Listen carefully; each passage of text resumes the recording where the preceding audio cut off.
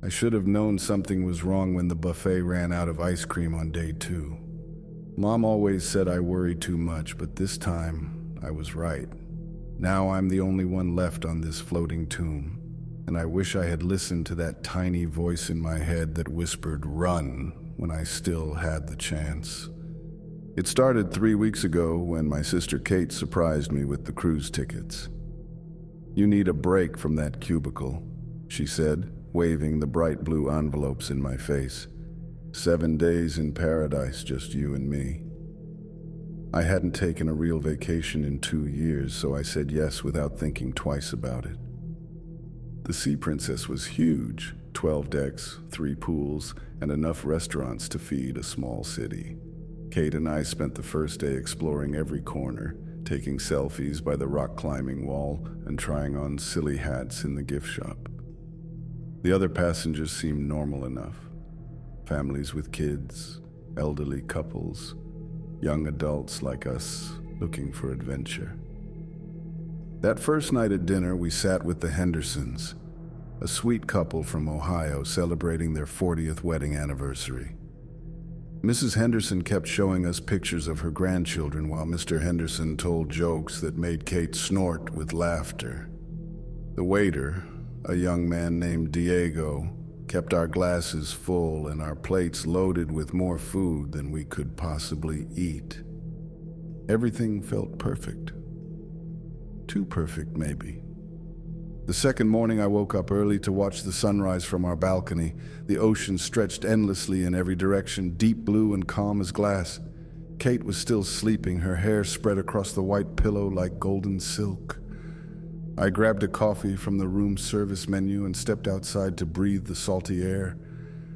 That's when I noticed the silence. No voices from other balconies, no splashing from the pools below, no music drifting up from the deck parties that had been going strong until midnight.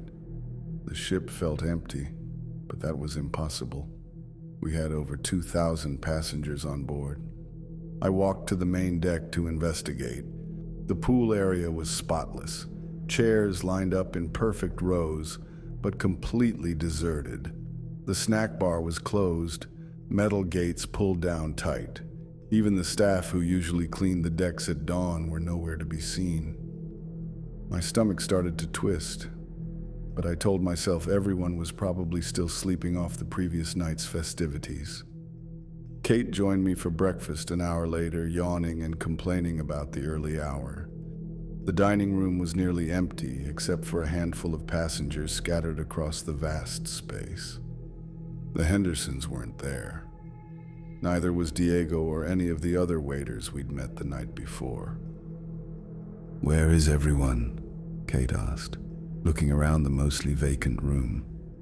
A few families sat at distant tables, eating in unusual quiet. The normal chatter and laughter from yesterday had vanished like morning fog. "Probably sleeping in," I said, but my voice sounded fake even to me. Something was definitely wrong, but I couldn't put my finger on what. The food tasted the same.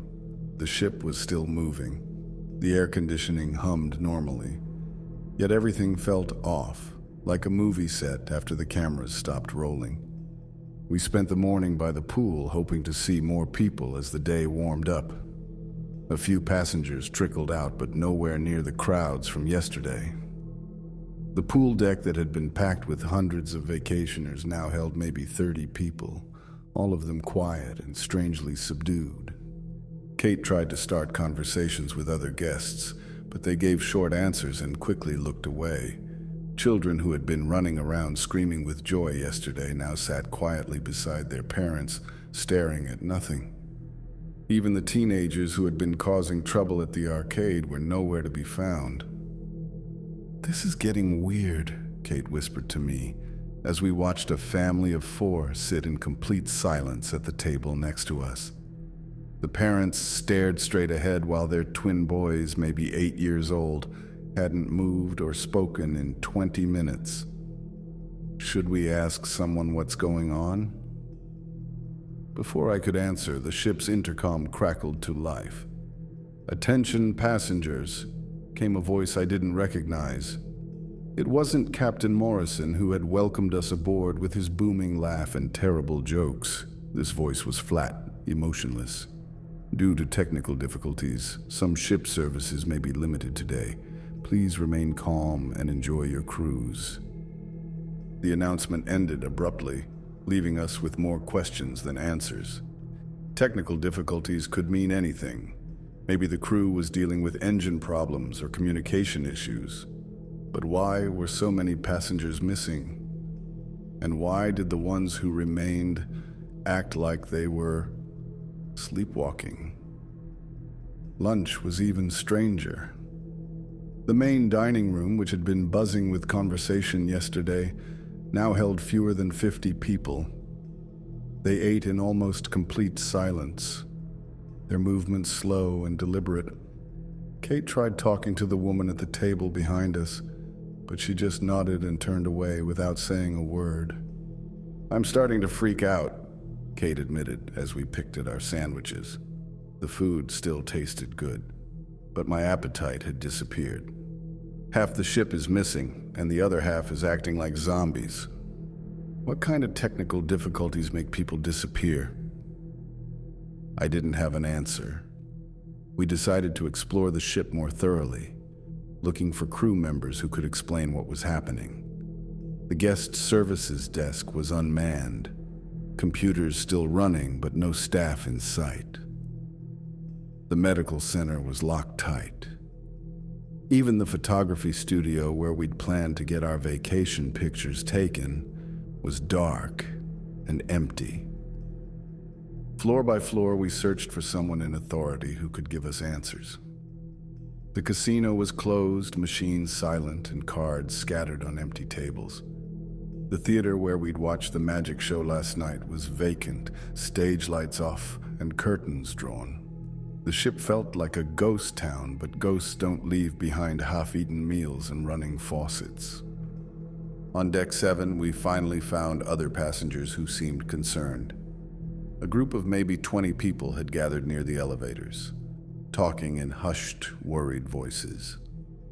They looked as confused and frightened as we felt. "Has anyone seen the captain?" asked a man in his 50s, wearing a polo shirt and expensive sunglasses. "I've been trying to get answers all morning, but there's no crew anywhere. The whole staff just vanished overnight."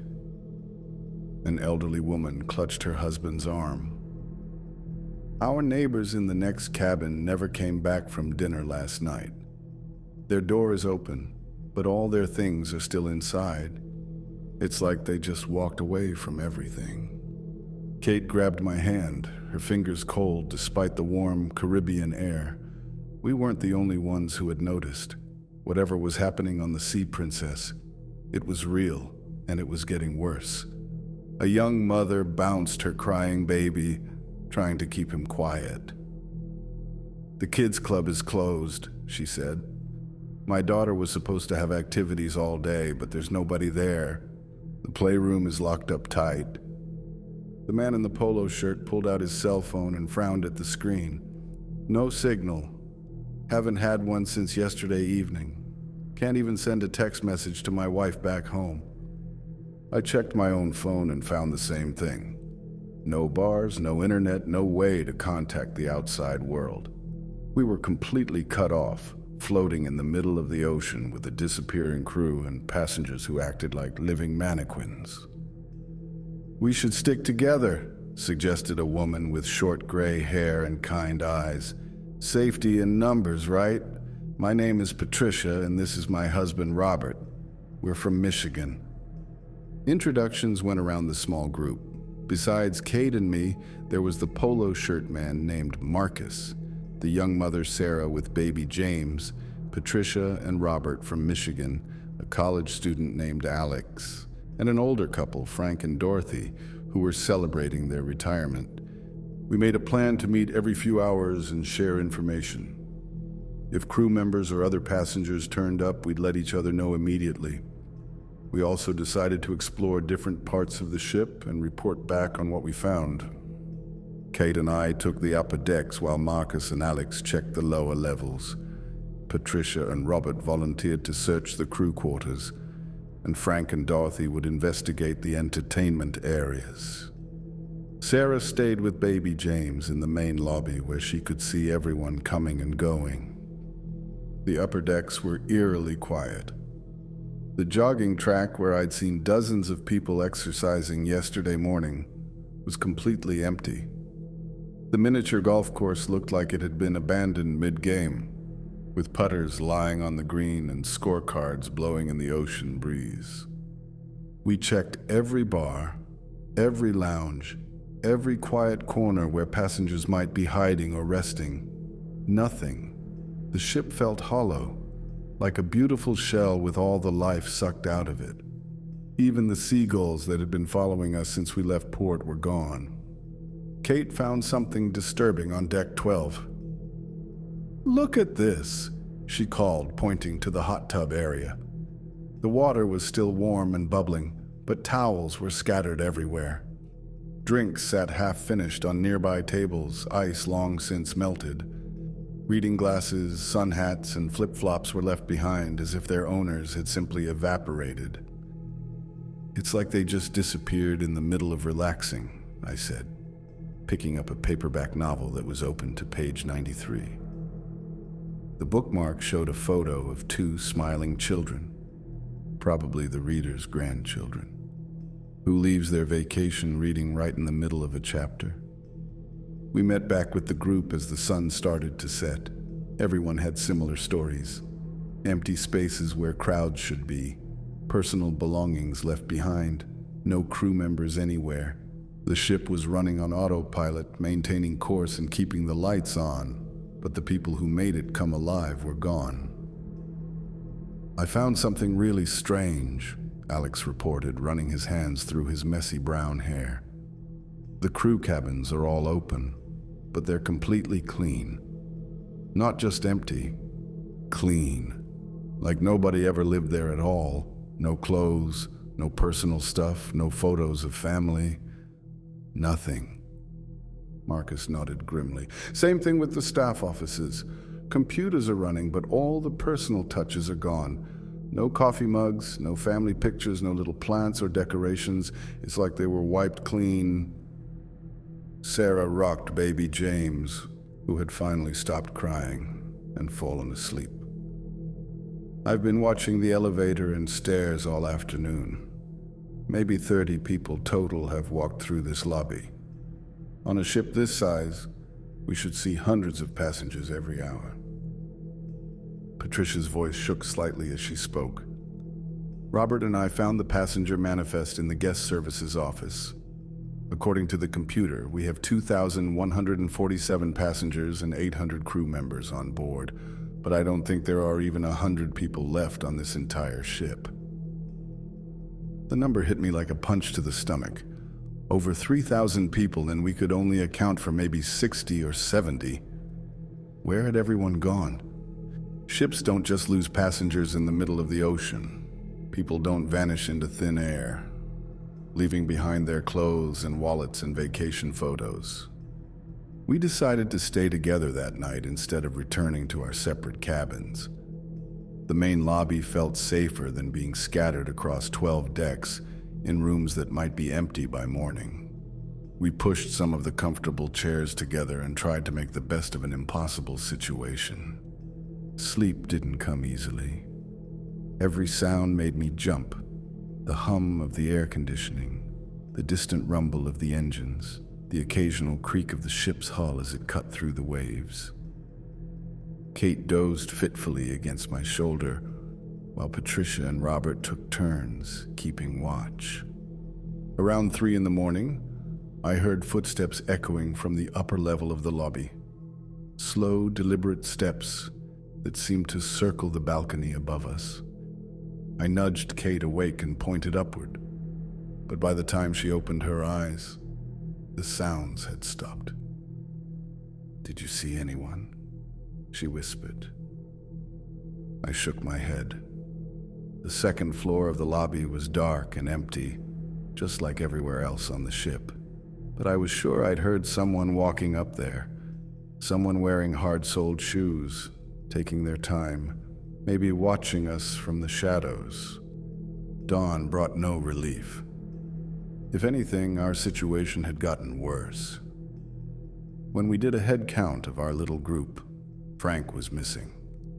Dorothy sat in her chair, staring straight ahead with blank eyes, just like the other passengers we'd encountered yesterday. "Dorothy," Patricia said gently, kneeling beside the older woman. "Where is Frank? Where did your husband go?" Dorothy didn't answer. She didn't even seem to hear the question. She just sat there, breathing slowly, her hands folded in her lap like she was waiting for something.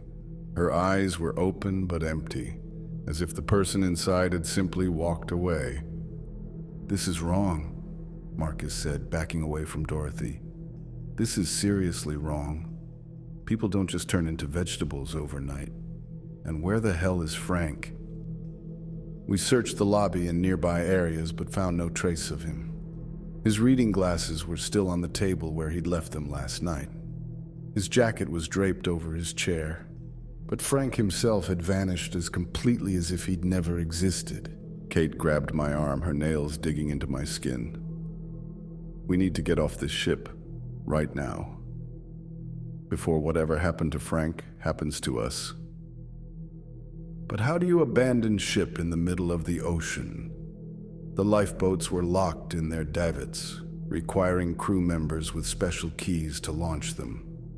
The Coast Guard wasn't answering our distress calls because we had no way to make distress calls. We were trapped on a floating prison with no guards and no escape. Alex had been quiet all morning, but now he spoke up with a theory that made my skin crawl. What if they didn't disappear? What if they're still here, but they're changed somehow? Like Dorothy. Maybe Frank is wandering around the ship right now, but he's not Frank anymore. The idea was ridiculous, but it explained a lot. The passengers who remained weren't acting like themselves. They moved slowly, spoke rarely, and seemed disconnected from reality. What if whatever was happening to people didn't make them vanish? It made them into empty shells. "That's impossible," Sarah said, but her voice lacked conviction. Baby James had been crying all morning, as if he could sense something the adults couldn't. People don't just lose their personalities overnight. Robert, who had been trying to comfort his wife Dorothy, suddenly straightened up. "She's gone," he said quietly. "I mean, she's sitting right here, but she's gone. This isn't my Dorothy anymore. My wife would never ignore me like this. She would never just sit and stare at nothing." I looked at Dorothy more closely and felt a chill that had nothing to do with the air conditioning. Her chest rose and fell with each breath. Her eyes blinked regularly, but there was no life behind those eyes. No spark of the woman who had been laughing and telling stories just yesterday. "We need to find other survivors," I decided. "Real survivors, not whatever Dorothy has become. There have to be other people on this ship who are still themselves." We split up again, but this time we went in pairs for safety. Kate and I took the dining areas, Marcus and Alex searched the entertainment decks, and Patricia stayed with Robert and Dorothy in case she snapped out of her trance. The breakfast dining room was open, but only a handful of passengers sat at the tables. They ate mechanically, chewing and swallowing without pleasure or conversation.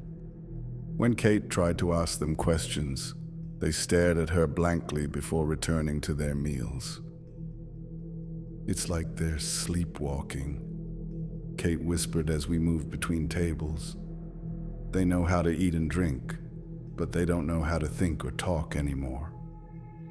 In the corner booth, I recognized the family of 4 we'd seen yesterday by the pool. The parents and their twin boys sat in exactly the same positions, eating the same breakfast foods in the same robotic way. When I waved at one of the boys, he didn't react at all. "Excuse me," I said to the father, a man in his 40s with thinning hair. "Are you feeling all right?" Is your family okay?" He looked up at me with empty eyes. His mouth opened and closed a few times, but no words came out. After a moment, he returned to his eggs and bacon as if I didn't exist. Kate pulled me away from the table. "This is getting worse. Yesterday, they could at least nod and give short answers. Now they can't even do that." We found Marcus and Alex in the ship's library, huddled together and whispering urgently. "We've got a problem," Marcus said when he saw us. "A big problem." Alex nodded toward the far corner of the library where 3 passengers sat reading. They held their magazines and newspapers at the correct angle. Their eyes moved back and forth across the pages, but something was wrong with the picture. "Watch them for a minute," Alex said. "Really watch them." I focused on a woman in her 60s who appeared to be reading a fashion magazine. Her eyes scanned the pages from left to right, but they never stopped to focus on anything. She turned pages at regular intervals, but not because she'd finished reading them. She was going through the motions of reading without actually processing any information. The man next to her held his newspaper upside down. He'd been reading it for 10 minutes without noticing. The third person, a teenage girl, was turning the pages of her book backwards, starting from the end and working toward the beginning. "They're pretending," Kate breathed. "They're acting like they're reading, but they have no idea what they're doing." Marcus leaned closer to our group. "I think whatever is happening to people, it's getting stronger. Yesterday, they could still talk a little bit. Today, they can barely function. Tomorrow." He didn't need to finish the sentence. We were all thinking the same thing. Tomorrow, we might be sitting in those chairs, pretending to read upside-down newspapers while our minds slowly faded away. We hurried back to the lobby to check on Patricia and the others. What we found there made my stomach drop. Patricia sat next to Dorothy, both women staring straight ahead with the same blank expression. Robert was gone. "Patricia!" Kate called, rushing to her side. "What happened? Where's Robert?" Patricia didn't respond. She sat perfectly still, her hands folded neatly in her lap, breathing slowly and steadily. But the kind, worried woman who had suggested we stick together was no longer home behind those vacant eyes. Sarah stood near the elevators, still holding baby James. "Robert just walked away about an hour ago," she said, her voice shaking. "He got up from his chair and walked toward the stairs like he was sleepwalking." Patricia tried to follow him, but then she just stopped and sat back down. She hasn't moved or spoken since. We were down to 5 people now, 5 real people out of what should have been over 3,000. The ship continued its course toward the Bahamas, but we were the only passengers left who knew where we were going or why it mattered. "What do we do?" Alex asked. He looked younger than his 20 years, scared and lost. "How do we fight something we can't see or understand?" I didn't have an answer. How do you battle an enemy that steals minds instead of lives? How do you protect yourself from something that turns people into empty shells without leaving a mark on their bodies? Baby James started crying again, and this time Sarah couldn't calm him down. His wails echoed through the empty lobby, the only sound of genuine emotion left on the entire ship. Even that was heartbreaking because it reminded us how alone we really were. "Maybe we should try to take control of the ship," Marcus suggested. "Find the bridge, change course, head for the nearest port, get help before we all end up like them." It was worth a try. We made our way to the upper decks, following signs toward the bridge. The crew areas were locked, but Marcus found an emergency axe and broke down the door. We climbed narrow metal stairs that led to the ship's command center. The bridge was empty but fully operational. Computer screens showed our location, speed, and heading. According to the navigation system, we were still 2 days away from Nassau. 2 days was an eternity when people were disappearing every few hours. Kate studied the controls while the rest of us kept watch. She had taken some sailing classes in college and understood the basics of navigation. "I think I can change our course," she said. "There's a small island about 6 hours from here. If we can reach it, maybe we can get help." She started adjusting dials and pressing buttons, but nothing happened. The ship maintained its original heading toward the Bahamas. After 20 minutes of trying, she gave up in frustration. "It's locked somehow," she reported. "The controls respond, but the ship won't actually change direction. It's like something is overriding every command I give it." Alex had been staring out the bridge windows at the endless ocean. "Guys," he said quietly, "I think I know why we can't change course." We joined him at the windows and saw what had caught his attention. In the distance, barely visible on the horizon, was another cruise ship. It was following the exact same heading as us, staying just far enough away to appear as a tiny speck against the blue sky. "That's the Ocean Paradise," Marcus said, reading the name through a pair of binoculars he'd found. "It left port the same day we did, but it was supposed to be going to Jamaica, not the Bahamas." Kate grabbed the binoculars and focused on the distant ship. "There's another one," she said. "Behind the Ocean Paradise. I can barely make it out, but it's definitely another cruise ship." My mouth went dry. 3 ships, all heading in the same direction, despite their original destinations. All of them probably experiencing the same mysterious disappearances.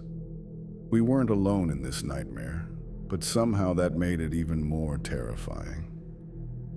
"It's a trap," Sarah whispered, clutching baby James tighter.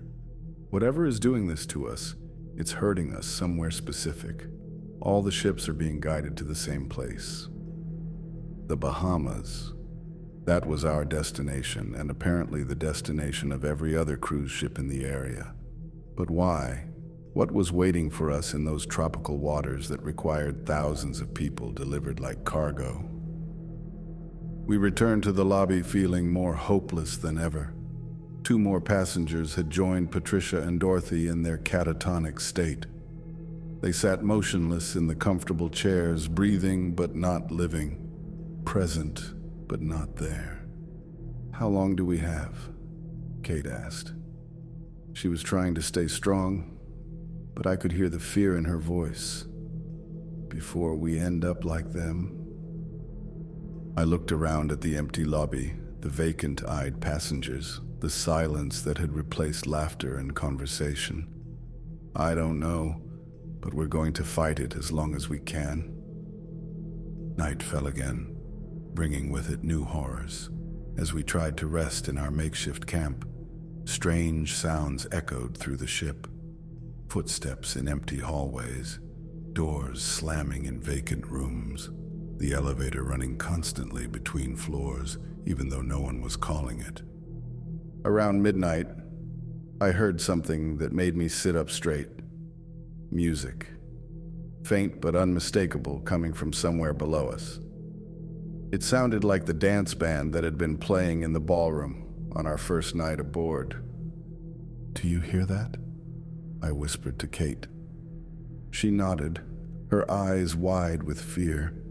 The music was getting louder, a slow waltz that seemed to drift up through the ship's ventilation system. But who was playing it? The musicians had disappeared along with everyone else. Marcus stood up, his face grim in the dim lobby lighting. "I'm going to check it out." "No," Sarah said immediately. "We stick together, remember? If you go down there, we all go." Against our better judgment, we gathered our courage and headed toward the source of the music. The ballroom was on deck 5, down 2 flights of stairs from our makeshift camp. As we descended, the waltz grew louder and more distinct. The ballroom doors were closed, but warm light spilled out from underneath. Through the small windows, we could see movement inside. Couples dancing, waiters serving drinks, the full evening entertainment in swing. "It's impossible," Alex breathed. "All those people are gone. We've searched this entire ship." But there they were, dancing in perfect circles around the polished floor. I recognized faces from our first night. The Hendersons, Diego, our waiter, passengers we'd met at dinner. They moved in time with the music, their formal wear pristine and their smiles bright. Kate reached for the door handle, but I grabbed her wrist. "Don't," I said. Something about the scene felt wrong, like watching a movie played in reverse or a photograph come to life. We watched through the windows as the dancers spun and dipped. Their movements were flawless, but they never spoke to each other. They never laughed or smiled naturally. They danced like beautiful puppets, controlled by invisible strings. "Look at their eyes," Sarah whispered. I pressed my face closer to the glass and felt my stomach turn over. The dancers' eyes were the same blank, empty stare we'd seen in Patricia and Dorothy. They were going through the motions of celebration, but there was no joy or awareness behind their actions. "They're all here," Marcus said in amazement. "Everyone who disappeared. They're just acting out the cruise, like nothing happened." As we watched, more figures entered the ballroom. Passengers in evening wear, crew members in crisp uniforms, everyone moving with the same mechanical precision. They took their places in the dance or at the tables, participating in a phantom party that felt more like a funeral. "We need to leave," I said. "Right now." But it was too late. One of the dancers had seen us at the window.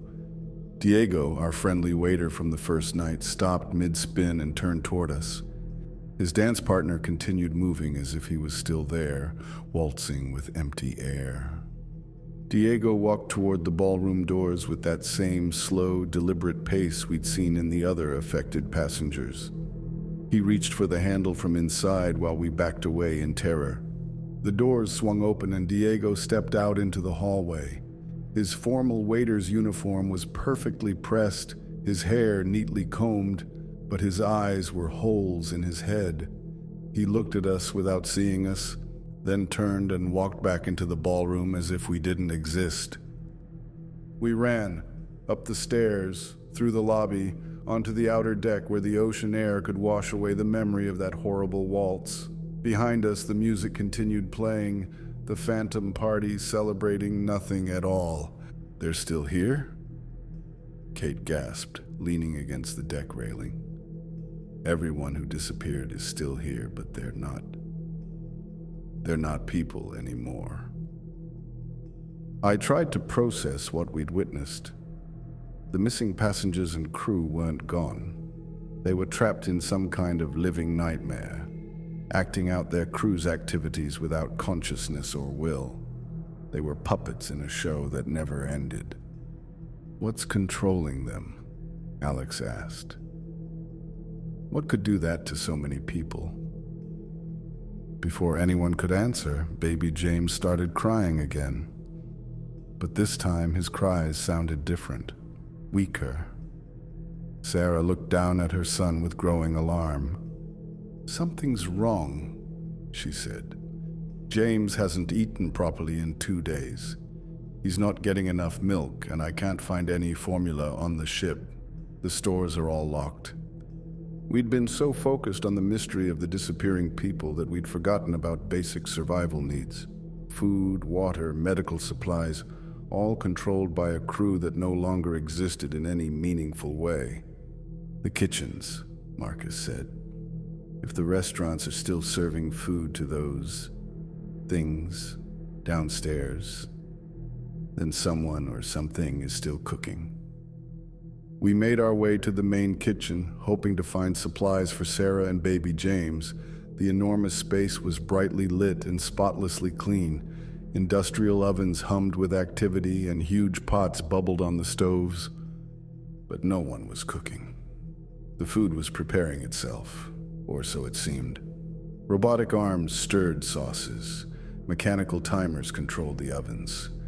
Everything ran automatically, as if the kitchen had been programmed to feed phantom passengers forever. Sarah found infant formula in one of the storage rooms and quickly prepared a bottle for James. As she fed him, we explored the kitchen more thoroughly. It was like stepping into a science fiction movie where machines had replaced human workers. This is how the ship keeps running, I realized. Everything is automated. The engines, the navigation, the food service. It doesn't need a human crew because it's all controlled by computers. Kate shuddered. But someone had to program those computers. Someone wanted this to happen. The thought sent ice through my veins. This wasn't a random accident or natural disaster. Someone had planned this cruise to the Bahamas, knowing it would steal the minds of everyone aboard. We were cargo being delivered to an unknown destination for an unknown purpose. We gathered as many supplies as we could carry and returned to our camp in the lobby. Sarah fed baby James while the rest of us tried to make sense of our situation. We had maybe one day left before reaching the Bahamas. One day to figure out how to save ourselves. I think I'm starting to feel it, Alex said quietly. He was sitting apart from the group, staring at his hands as if they belonged to someone else. My thoughts keep drifting away. It's getting harder to concentrate. Marcus nodded grimly. Me too. Sometimes I forget what we're talking about in the middle of a sentence, and I keep wanting to just sit down and stop thinking altogether. Kate grabbed my hand. How much time do we have before we end up like them? I didn't know. Hours? Minutes? The mental fog seemed to be affecting everyone differently. Sarah still seemed sharp, probably because caring for baby James kept her mind focused. But the rest of us were fighting a losing battle against something that attacked thoughts themselves. We need to stay active, I decided.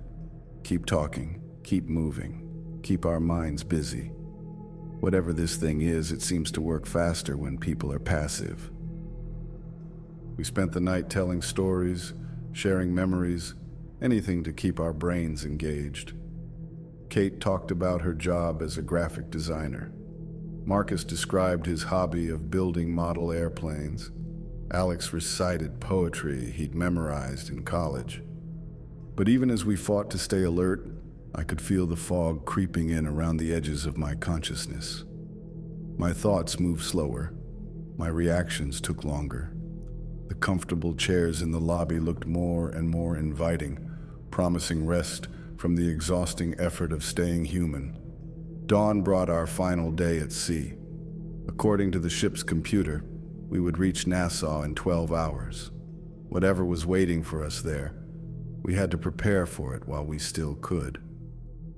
Sarah was the first to notice that baby James had stopped crying. She looked down at her son with growing horror and saw the same blank stare that had claimed so many others. "No," she whispered. "Not James. He's just a baby." But even innocent children weren't immune to whatever was stealing minds on the Sea Princess. James lay quietly in his mother's arms, breathing normally but showing no recognition or response. The lively infant who had been crying and fussing for days was now as still and empty as a doll. Sarah started to cry, but her tears seemed disconnected from any real emotion.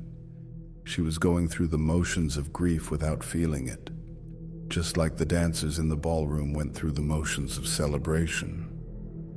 "Sarah," Kate said gently, "are you still with us?" Sarah looked up with eyes that were already growing distant. "I'm fine," she said in a flat voice. "Everything is fine." She wasn't fine. None of us were fine. We were losing ourselves one by one, and there was nothing we could do to stop it. Marcus stood up from his chair with mechanical precision. "I'm going for a walk," he announced in the same emotionless tone Sarah had used. "Marcus, wait," I called, but he was already walking toward the stairs. His movements were slow and deliberate, like the other affected passengers we'd seen.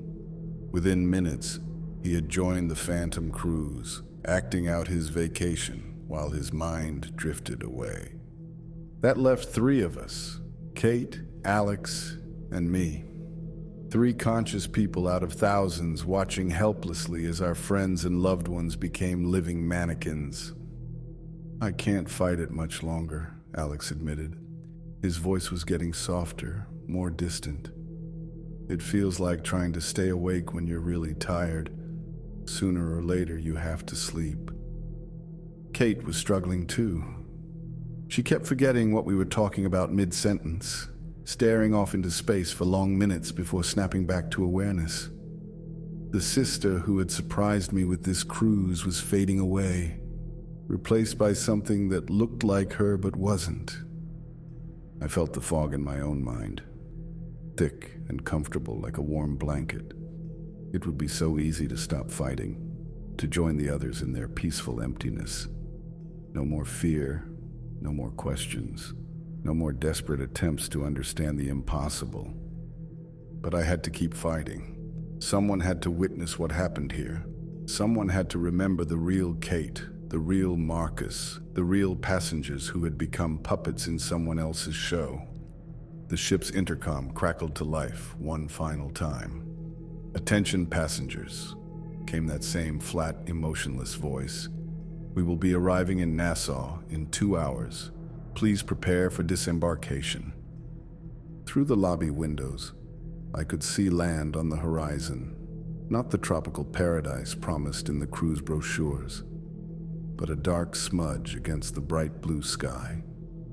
We were approaching something that looked nothing like the Bahamas I remembered from pictures. Kate stood up with that same mechanical movement I'd seen in the others. "I should pack," she said in a voice that wasn't quite hers anymore. "Kate, no," I pleaded. "Stay with me. Fight this." She looked at me with eyes that were already empty. "Pack for what? We're not going anywhere." And then she was gone, walking toward the elevators with the same slow, purposeful pace. My sister, my best friend, the person who had given me this nightmare vacation, was now just another passenger on a cruise to nowhere. Alex lasted another hour. He sat next to me, trying to maintain a conversation about books and movies and anything that might keep his mind active. But gradually his responses became shorter, his attention span briefer, until he too stood up and walked away without a word.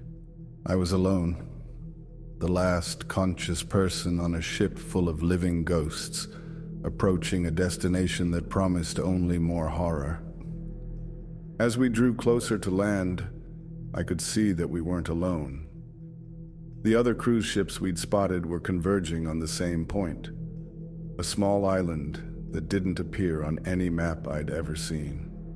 Dozens of massive vessels were arriving at the same time, each one carrying thousands of empty-eyed passengers. The island itself was wrong. Instead of beaches and palm trees, I saw massive concrete structures rising from the water, loading docks designed for cruise ships, warehouses that stretched for miles, and moving between the buildings, thousands of people who walked with that same mechanical precision I'd learned to fear. This was where the cargo was delivered, where the passengers became something else, something useful to whoever had orchestrated this massive kidnapping. I didn't know what they planned to do with all these people, but I knew it wasn't good. The Sea Princess slowed as we approached the docks. Around us, other cruise ships were already unloading their human cargo.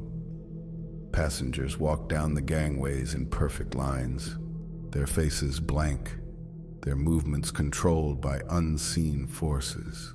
I watched from the lobby windows as my fellow passengers began to disembark.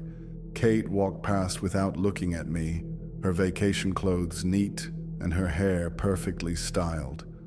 Marcus followed behind her, still wearing the polo shirt and sunglasses from our first day together. Sarah carried baby James, both of them staring at nothing. They looked like themselves, but they weren't themselves. They had become something else, something that could be controlled and directed like pieces on a chessboard. The fog in my mind was getting thicker. Soon I would join them, walking down that gangway toward whatever fate awaited us on the island. But until that moment came, I had to keep fighting, keep remembering, keep being human. I think about Kate's laugh when she surprised me with the cruise tickets. I remember Marcus telling his terrible jokes at dinner. I hold on to the image of baby James crying in his mother's arms, because crying meant he was still alive inside. The ship is empty now except for me and the crew of robots that keep everything running.